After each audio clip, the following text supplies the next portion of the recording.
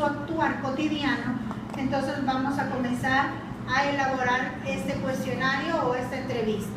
Miren, en cuanto a los antecedentes, ¿cuándo sucede el problema? ¿Cómo lo ha visto usted que se presenta en el salón de clases? ¿Dónde sucede mayormente?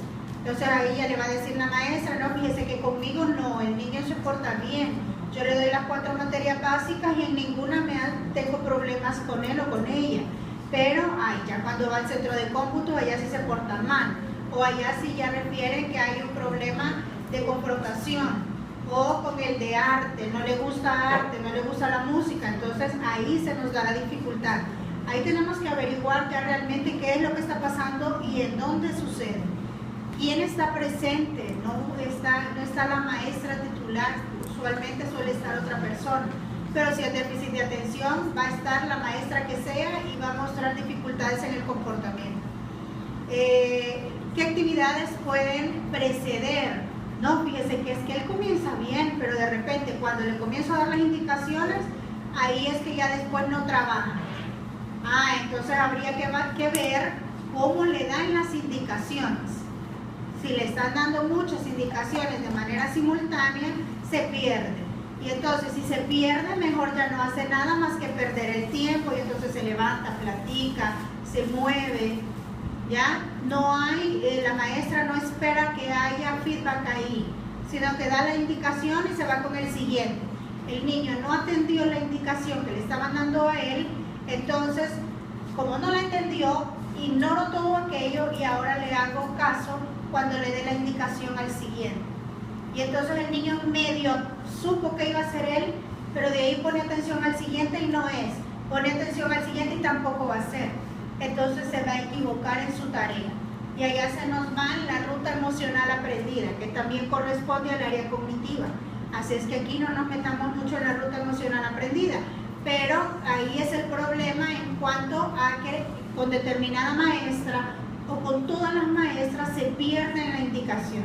Se perdió la indicación porque acuérdense que su memoria a corto plazo se le llena como que bien rapidito.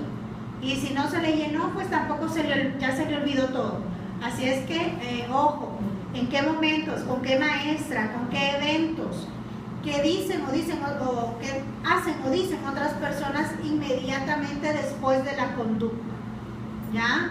Esto también puede ser que el niño lo esté haciendo que reproduzca el comportamiento. Vamos a analizar ya en el lugar, en el ambiente natural, si lo que está escrito es real o si hay algún tipo de información que no nos ha llegado todavía para elaborar un mejor abordaje. ¿Cuáles son las consecuencias?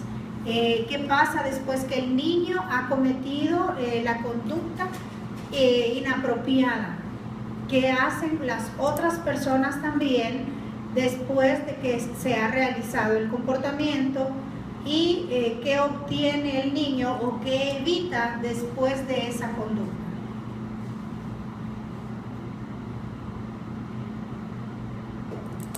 En el proceso de la modificación de conducta también, como dije, primero de manera indirecta desde la clínica, luego vamos de manera directa para hacerlo de una manera más descriptiva, más detallada. Hay detalles que a los maestros se les van, a los padres se les van, pero nosotros cuando escuchamos algo, ahí repreguntamos. Esa es la necesidad de ir al ambiente del niño para saber qué es lo que sucede. Y a veces las maestras no nos informan todo, sino que se quedan con algún tipo de información. Y esto se dio en un caso que nosotros atendimos, donde el niño, cuando llegó la mamá, dijo, mire, es que tiene problemas de conducta, dicen que si ya no mejora, lo van a expulsar del colegio.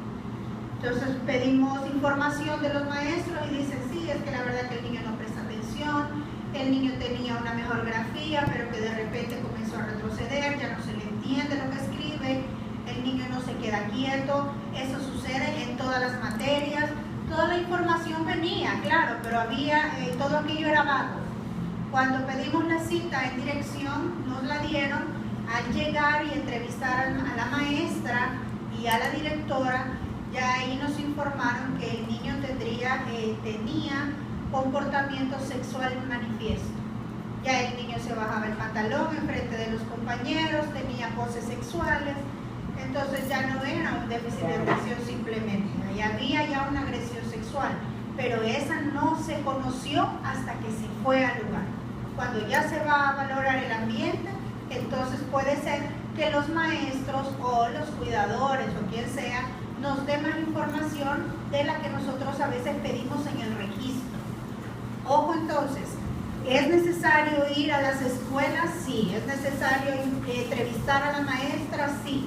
Porque recuerde que a veces la maestra no lo escribe porque eso queda como evidencia.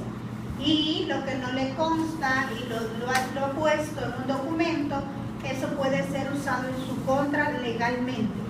Entonces, por eso el maestro no nos informa todo. Es necesario que recurramos o que vayamos hacia la institución. Si nosotros hacemos entonces un descriptivo, lo vamos a hacer utilizando el cuadro del ABC. Ahí se va describiendo cuál es el antecedente, cuál es el comportamiento y la consecuencia. Si nosotros lo hacemos en manera de listado, entonces ahí va, vea, puntito, tal conducta, otro puntito o chequecito, depende de lo que le guste usar, así va entonces puntuando las características del fenómeno. Ahí depende de usted cómo le guste. Si es hay psicólogos que prefieren que les describan los fenómenos y a ellos ir tomando ahí los parámetros de definición, qué va para un lado y qué va para otro. Y habemos otros que nos gustan ya así, el cheque, ¿verdad? Que no nos pongan tanta palabra, sino que esto, y ya nosotros vamos determinando. Entonces depende cómo el psicólogo trabaje, esa es la manera que va a presentar también su caso para analizarlo de mejor forma.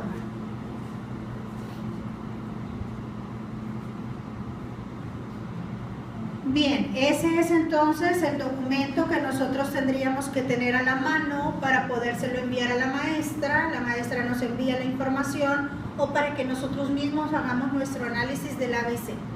Ahí va a describir la conducta, los antecedentes, ya le dice, mire, usted va a describir paso a paso exactamente qué hace.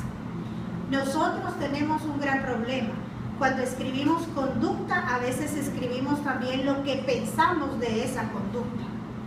Y como maestros, miren, yo lo veo en el parvulario cuando reviso los registros académicos de los niños. Ahí el cuadro es claro y dice conducta, y a la par dice lo que la maestra piensa o cómo actúa, algo así. Y la maestra me escribe lo que ella piensa en la conducta. Le digo yo, no, mire, aquí lo que se escribe es exactamente lo que sucedió, que el niño iba caminando, iba corriendo bajo en la segunda grada y se cayó. Usted ahí no ponga, es que yo pienso que como por la edad del niño la cabeza le pesa más y entonces vio mal la grada y se tropezó, o es que quizás el niño tiene necesidad de anteojos. Eso es lo que usted piensa, eso no va ahí, ¿verdad? Entonces hay que ser objetivo. ¿Qué es conducta? ¿Qué es lo que yo ya estoy pensando o analizando o advirtiendo? Entonces no, pues en este apartado de conducta es describa el hecho real, tal cual sucedió. Y ya en el otro escriba las consecuencias. ¿Pero qué pensó? No, esa parte no va ahí, no es cognitivo, esto es conductual. Nos vamos a los hechos, no vamos a describir más. Bien, el paso 5 y 6 ya nosotros vamos a diseñar e implementar el tratamiento. Ya vamos a ver cuáles son las herramientas que tenemos que utilizar dentro del área conductual, ¿verdad? Y lo vamos a ir utilizando paso a paso. ¿Cuál es el objetivo? Pues modificar condiciones de mantenimiento y a quién, en qué momento, que cause mayor impacto al niño, al comportamiento del niño en el lugar donde el niño realiza o tiene mayores dificultades y que puedan ser modificadas eficientemente. ¿Va a depender de nosotros en el área clínica? No, va a depender más allá donde se hace el ejercicio. Que si le tocó a la mamá, pues con la mamá. Que si le tocó a la maestra, pues ahí con la maestra va a tener que aprender a ejecutar. Tiene que ser entonces preciso y claro. Eso se lo tenemos que presentar al padre. Cuando nosotros planificamos una intervención, también se le presenta al padre, porque entonces él sabe qué es lo que va a ir haciendo. Él sabe qué es lo que va a ir esperando. No va a esperar más de lo que realmente nosotros vamos a poder modificar. Así es que se lo explicamos. Ahí tenemos que describir la conducta, describir los estímulos de mantenimiento que se modificarán. Quiere decir, la mamá tiene que cambiar en tal cosa, la maestra tendrá que cambiar en esta cosa y el papá tendrá que ayudar en esta otra también. Porque a veces en la modificación de conducta, a veces les digo, es mejor trabajar con la figura paterna que con la figura materna, pero como el papá siempre está trabajando o resulta que no está en la casa, entonces ni modo, ¿verdad? Es con mamá. Pero necesitamos trabajar y eso tiene que quedar bien claro con la mamita que nos va a ayudar. Es que pase lo que pase y con todo el amor que tenga, tiene que mantenerse en una decisión.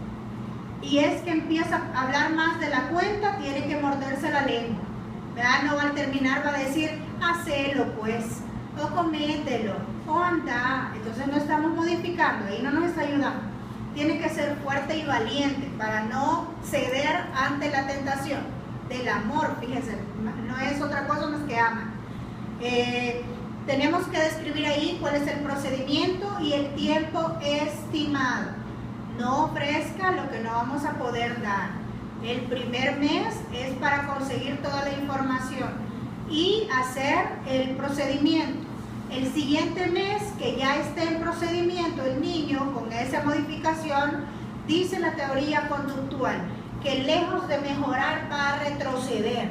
Como que usted hace una línea base estable, digamos, que no crece ni disminuye, sino que es una línea base, pero cuando el tratamiento llega, el tratamiento lejos de disminuir, el comportamiento lo va a aumentar. Entonces vienen los papás y dicen, esta sí, hasta nos va bien a nosotros, ahí dice, está loca esta mujer, si lejos de ayudarme me está empeorando el asunto, mi hijo no mejora. Y es así, la teoría conductual dice, lejos de mejorar va a empeorar, porque el niño tiene que ir y chocar contra el muro, y el muro se tiene que mantener. Ese muro va a ser la maestra, va a ser su mamá, va a ser hasta el terapeuta. Si el niño vio a la tercera semana que el muro no se dio, entonces quien va a ceder es él. Por eso es que necesitamos padres y terapeutas y maestros bien involucrados, que no estén dispuestos a ceder. Por más que aman a esa criatura, tienen que seguir de pie esperando que el que modifique sea el niño o la niña y no ceder nosotros. Si no cedemos, entonces ahí puede haber un cierto porcentaje de éxito. Si no nos hemos equivocado en la conducta modificada, si nos equivocamos en la conducta, aunque no se diera a nadie, vamos a fracasar. Pero eso es lo ideal, que nosotros les digamos el tiempo estimado y le aclaremos que al inicio no va a haber resultados positivos. Es como cuando ellos toman algún fármaco. Al inicio, ellos sienten como que van entrando en ese túnel oscuro, que lejos de irse poniendo clarito, que ya ven el final, se va poniendo más oscuro. Así es también la intervención conductual, eso se va poniendo más oscuro. Pero en algún momento, si siguen caminando, van a ver la claridad. Al igual en el fármaco, si siguen consumiéndolo, va a mejorar al final, le va a ayudar. Así es que en el tiempo tenemos que explicarle que las cosas no van a ir bien siempre, que al inicio van a ir peor y luego si se mantiene nos ayuda y vamos a mejorar. Explicar a los padres, maestros y a los niños cómo se va a trabajar con ellos y darles todo el diseño de la intervención, pero que eso tendrá que irse modificando si nosotros todavía tenemos duda en cuanto a la conducta. Los niños también tienen derecho a saber por qué se están haciendo las cosas. Así como nos enseñan, ¿verdad? Díganles qué es, para qué van donde el psicólogo. Entonces ya una vez le explicamos para qué fue donde el psicólogo, ahora explíquenle por qué va a hacer las cosas, qué se espera. El paso 7 y 8 ya es la evaluación y el seguimiento. Ya vamos a revisar si cumplimos los objetivos o no. Si no los hemos cumplido, entonces nosotros tenemos que valorar la conducta que quisimos modificar. Puede ser que ahí es donde sea el problema. Y vamos a comenzar entonces al paso 1, analizando toda la información que nos dieron. Si mejoramos, entonces también las sesiones van a disminuir en la clínica. se traslada más todo a la casa o al colegio donde se ve la dificultad. Pero luego nos quedamos interviniendo, de acuerdo a lo que dice la teoría, una vez al mes y luego una vez cada 3 meses, de acuerdo a cómo se hayan dado las cosas. Y si se ha generalizado el comportamiento. Si no se ha generalizado, entonces ahí también tenemos que regresar al primer punto, que es recibir información, hacer línea de base, hacer un análisis funcional y determinar la conducta real a modificar.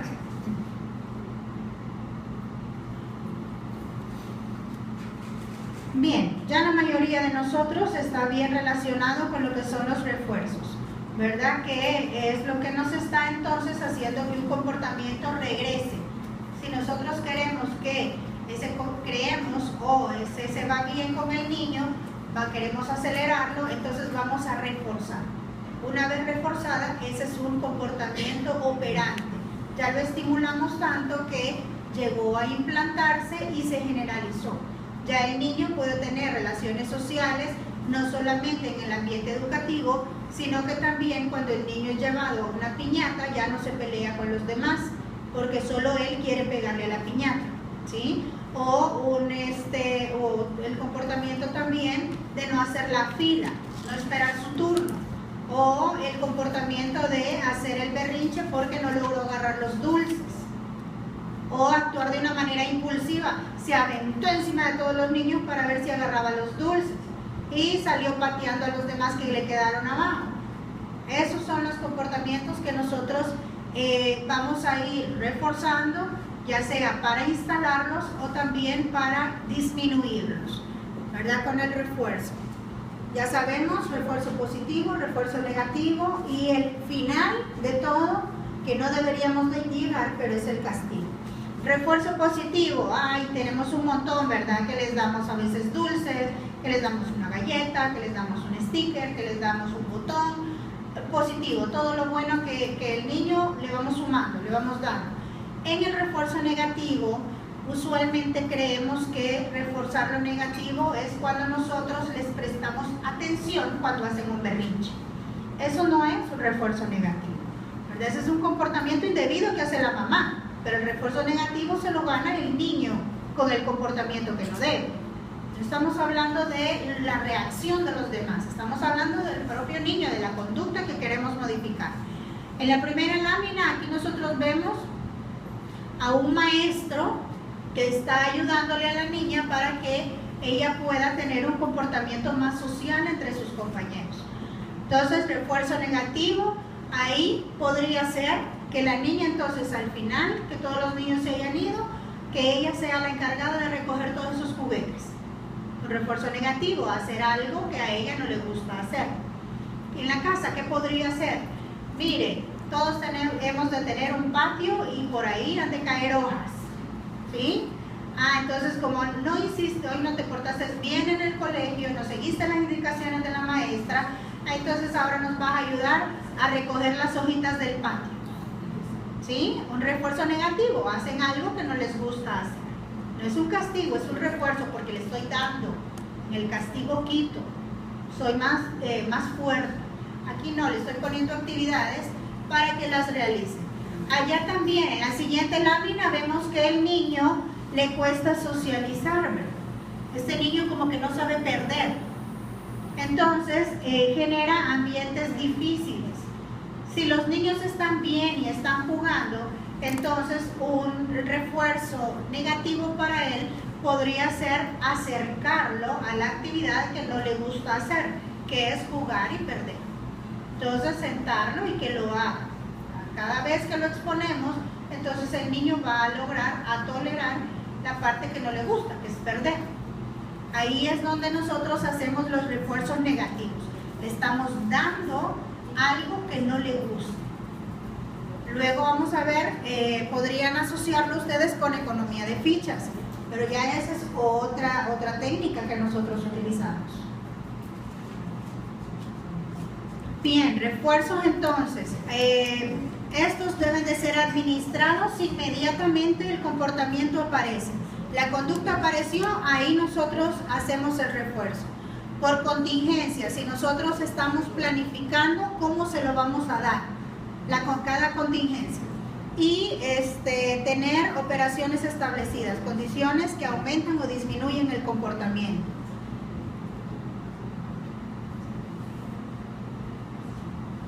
Bien, refuerzo es aplicación, es dar.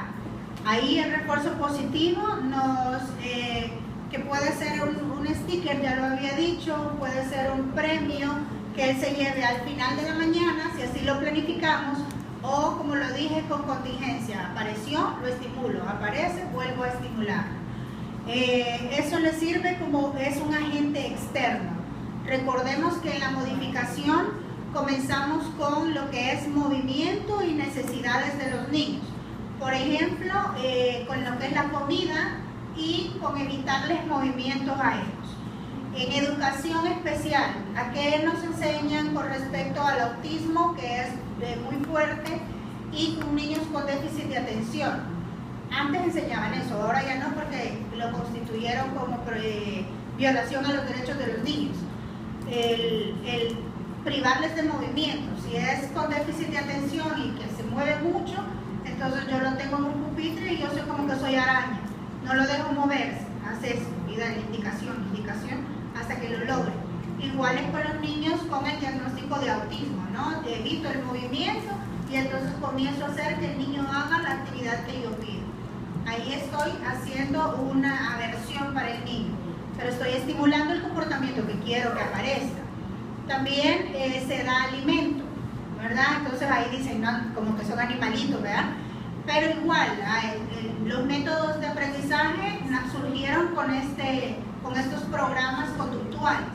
Entonces, algunos niños, ok, si trabajas te doy un dulce, si trabajas te voy a dar otra gomita, o lo vuelve a repetir, otra gomita.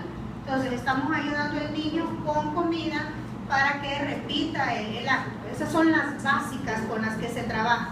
Ahora ya surgieron otras más adelante y que podemos utilizar también, que ya son de este tipo, ¿verdad? Ya son más externas, pero las básicas son primero y de ahí ya lo hacemos con externas.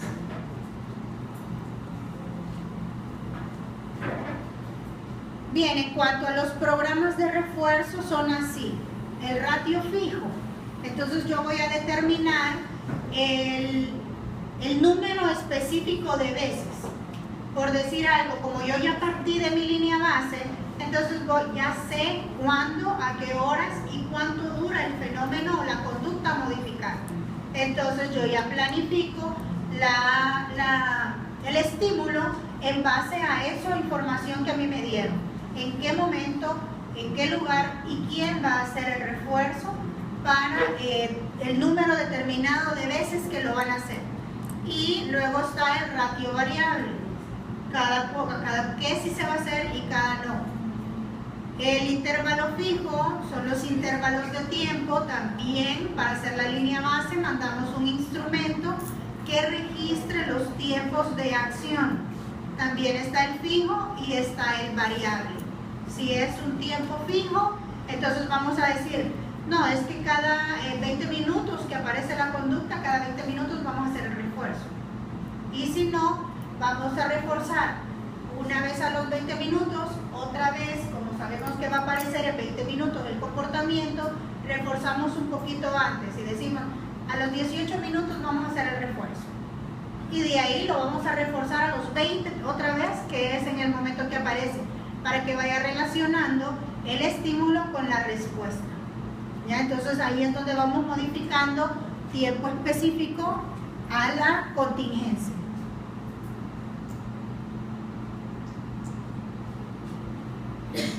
Bien, reglas para utilizar los indicadores. ¿Qué entendemos por indicadores? Vamos a poner aquí hay algunos ejemplos para que ustedes los vean y digan, sí, de ese yo tengo en el salón de clases.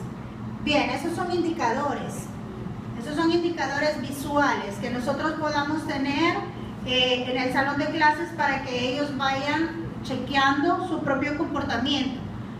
Podemos utilizar el de las estrellas, ahí nosotros le vamos poniendo los gachitos de ropa, dependiendo cómo fue su actuación. A veces se hace después de cada clase. Cuando hay una maestra por materia, entonces la maestra deja el registro. Cuando la maestra de las 4 materias básicas llega, lo mira y eso influye en el comportamiento diario del niño. Porque esa es otra, cuando estamos en modificación conductual tenemos que informar diario a los padres de familia.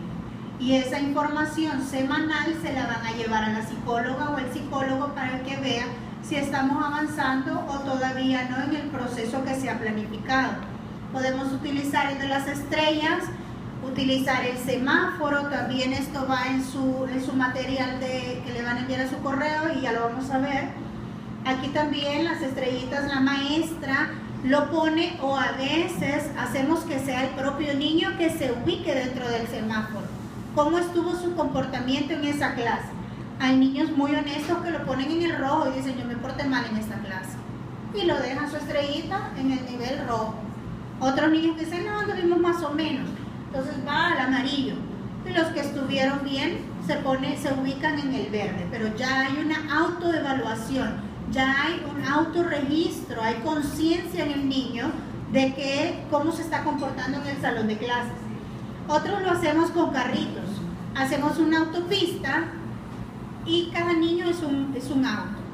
Cuando termina la clase, entonces el niño pone si avanza o retrocede, que si se va quedando atrás del resto es porque tiene problemas de conducta, que no se está modificando. Entonces al final de la jornada, la maestra ve en qué nivel ha quedado y así valora su comportamiento a través de otro instrumento que ya lo vamos a ver aquí, para que usted lo utilice. Si utilizan agenda en el centro educativo, lo pega en la agenda de manera semanal para llevar el control y al psicólogo se le va a hacer mucho más fácil tener la información.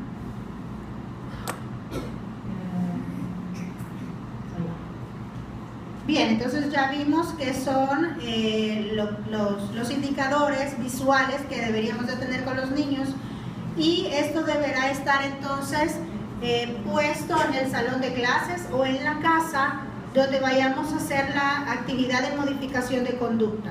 Tiene que estar ahí recordándole que hay consecuencias positivas sobre el comportamiento que va a demostrar. Por eso es que el semáforo tiene los 3 niveles. Por eso es que la autopista va con todos los niños, porque unos se quedan atrás, otros adelante, otros van al centro, para que el niño vaya viendo todas las oportunidades de avance o retroceso que pueda tener. Y también hay otras guías que no son visuales, pero que estimulan el comportamiento en el salón de clases. En este caso, Kevin, si es un niño real que estuvo con nosotros, ya lo pasaron a Escuela de Educación Especial porque así lo sugiere el ISRI, les pidieron llevarlos a Escuela Especial. Y lo mismo nos sucedió con una niña con síndrome Down, que el ISRI sugirió regresar a la educación especial, pero la mamá ha visto más avances en la niña en el colegio que en educación especial. Así es que la inscribió, la lleva algunos días a educación especial y luego la lleva 3 veces a la semana siempre al colegio para ver los avances. Pero con Kevin sí se lo llevó la mamá definitivamente. Kevin es un niño que nunca supimos a ciencia cierta si había alguna lesión cerebral, pero sí era un niño que caminaba y siempre se movía hacia la izquierda. Ahí había una dificultad en el caminar, en el agarrar las cosas, que denotaban que había ahí algo, alguna lesión en el cerebro. Dificultades de lenguaje también, ya había una deficiencia intelectual muy marcada con respecto a niños de su misma edad, pero que se le fue ayudando, y un estímulo para él fue que repartía los cuadernos de sus compañeros. Al inicio no los identificaba, al inicio si se le acercaba a alguien era para pegarle, pero luego él termina ya el año escolar entregándole a cada compañero su cuaderno. Entonces tuvo avances, sí, ya no golpeaba, tuvo avances, ya reconocía a sus compañeros, tuvo avances, ya veía los cuadernos y buscaba un distintivo, pero ya sabía qué cuaderno era de cada uno de ellos. Quiere decir que hay indicadores que no van a ser tan visuales como el semáforo, pero que ayuda a los niños en la modificación de comportamiento. Lo que queríamos eliminar era una conducta agresiva, que golpeara a los demás. instalamos otro comportamiento para evitar los golpes que le daban a los otros niños. Entonces esas son ayudas que nosotros podríamos generar en el salón de clases también. Poco a poco nosotros tenemos que ir eliminando esos indicadores. Quiere decir que se mira bonito en la decoración el semáforo, pero un día ese semáforo ya no tiene que estar.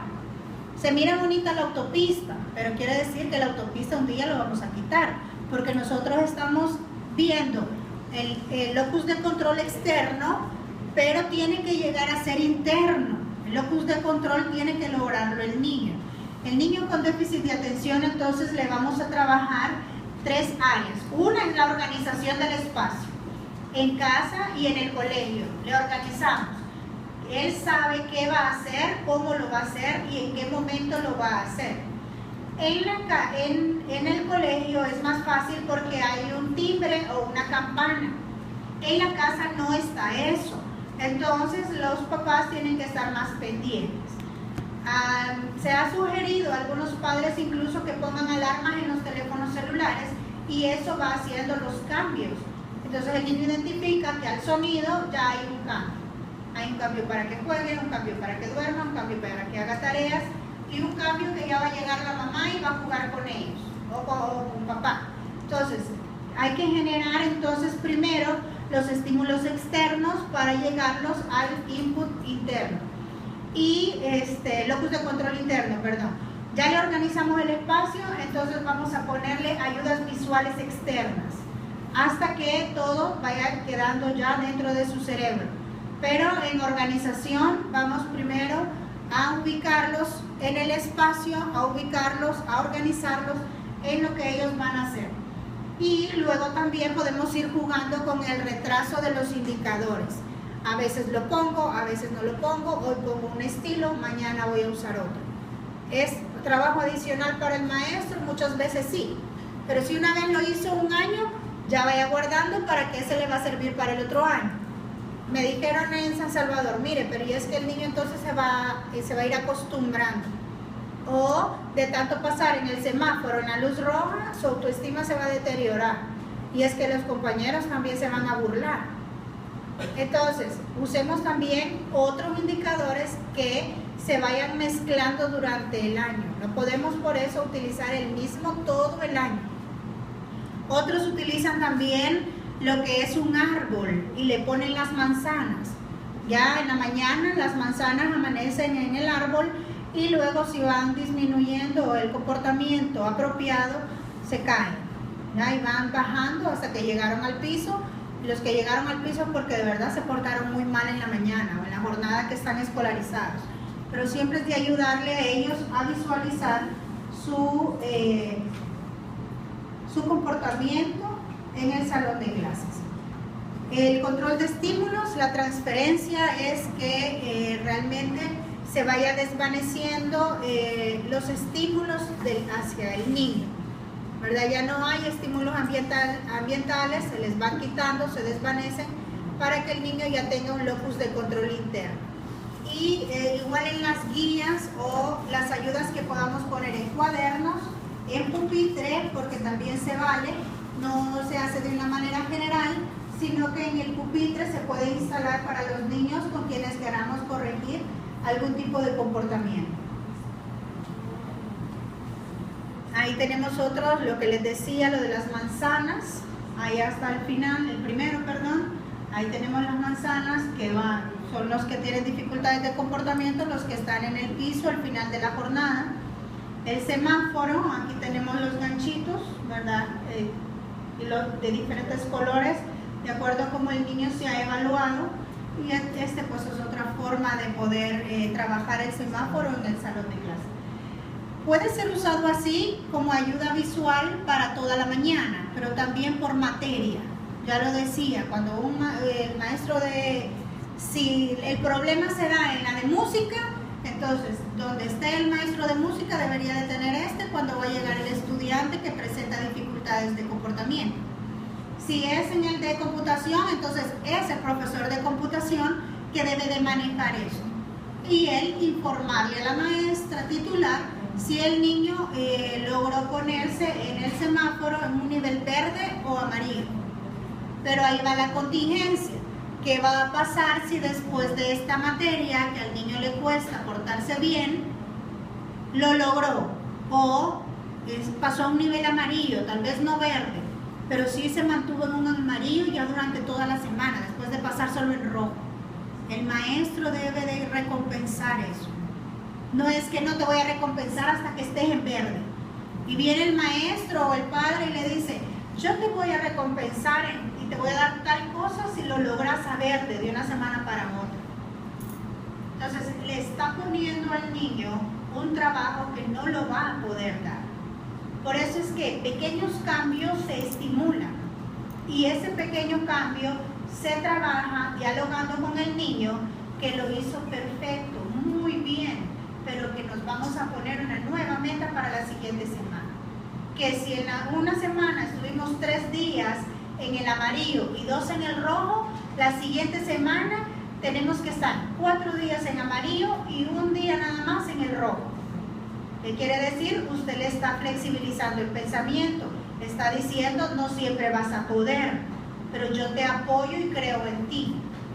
Y luego lo logró, estimulémosle ese pasito que dio de pasar 4 días en amarillo, lo vamos a estimular. Pero no es que si no estuvo los 4 días no vamos a hacer nada con él. Tenemos que seguir conversando hasta que logre llegar todos los días en el verde. Y cuando si un día, estando ya después de un mes en el verde, retrocede al rojo, no se preocupe, ¿verdad? También suele suceder en esta teoría conductual que haya un retroceso, pero eso no quiere decir que perdimos todo el trabajo, quiere decir que hubo una eventualidad muy probable, apareció el estímulo que le provoca y el comportamiento reapareció, pero no quiere decir que ya se fue el piso todo, se mantiene con el comportamiento una vez ya se haya generalizado.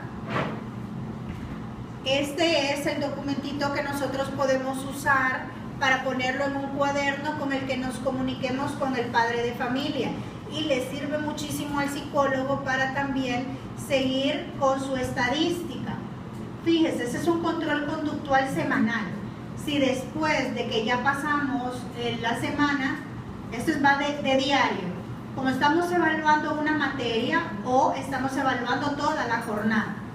La maestra titular entonces va a poner indicadores aquí que se acoplen, este es más general, por ejemplo, sigo indicaciones de la maestra, los niños con déficit de atención se les dificulta, realizo mi trabajo, los niños con déficit de atención inician pero no concluyen, luego me autocontrolo conductualmente, ya el niño sabe decirse tranquilo, tranquilo, respira, ya ese es un proceso, ya le hemos enseñado cognitivo y conductual.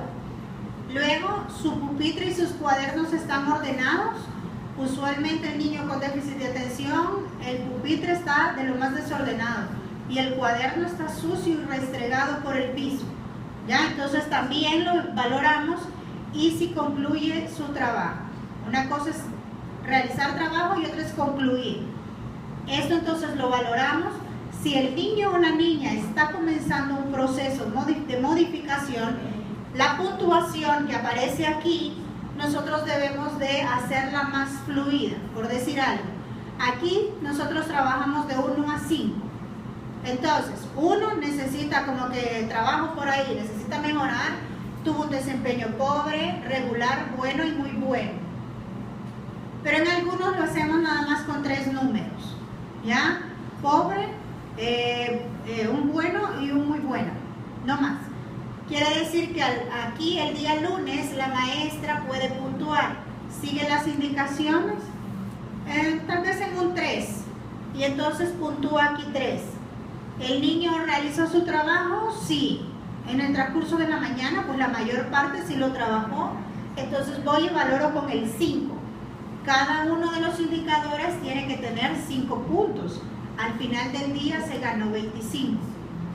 Pero si nosotros lo hacemos con 3, entonces tendrán que ser 15 puntos. La meta se va poniendo. Aquí los padres tienen que firmar de que diario lo revisan. ¿Qué quiere decir que un padre nos firmó ahí? Que el padre está incentivando en la casa. y que está trabajando con nosotros, que está conversando con el niño o la niña y le está diciendo, bien hecho, pero mañana lo haremos mejor, yo confío en ti, y puede dar recompensa. Ahora, la recompensa tiene que trabajarla el psicólogo con el padre. Muchos padres, y se da el caso, en el que los papás le compraban carros caros a los niños como recompensa el fin de semana. Y hay que, más que todos los divorciados, ¿verdad? Un papá quiere salir de campeón y dejar en mal al otro. Entonces venía el papá y le compraba carros, Hot Wheels y toda la cosa. ¿Qué pasa cuando el papá de repente se enojó con la mamá o la mamá se enojó con el papá? Ya no se lo prestó. Viene la mamá y entonces le compra un sorbetito de fin de semana. O es que te voy a llevar que al parque de fin de semana. Y los niños, ¿cuál parque y sorbete? Yo quiero un Hot Wheel, un carro caro. Entonces ahí van los problemas. Por eso es el psicólogo quien debe de ir ayudándole a los padres a determinar la recompensa. Sí, recompensa semanal puede ser algo pequeño, pero no algo tan grande que el niño luego nos exija regalos o recompensas más grandes. Ojo con los padres separados, que tenemos la obligación de establecerles qué pueden dar. Y recordemos que tenemos el contrato donde va a quedar establecido qué se va a dar y quién lo va a dar. Porque de repente dicen, no, es que eso es muy barato, se lo voy a comprar yo. Y el otro dice, no, los más caros me los dejan a mí. ¿Ya? Como queriendo decir, es que como yo no lo cuido, pero sí le doy. Entonces, ojo ahí, este registro les ayuda tanto a los maestros, al niño y a los psicólogos para seguir evaluando si está haciendo un buen trabajo en modificación conductual. El anterior ayuda más con niños más pequeños. Cuando nosotros ya estamos trabajando con adolescentes,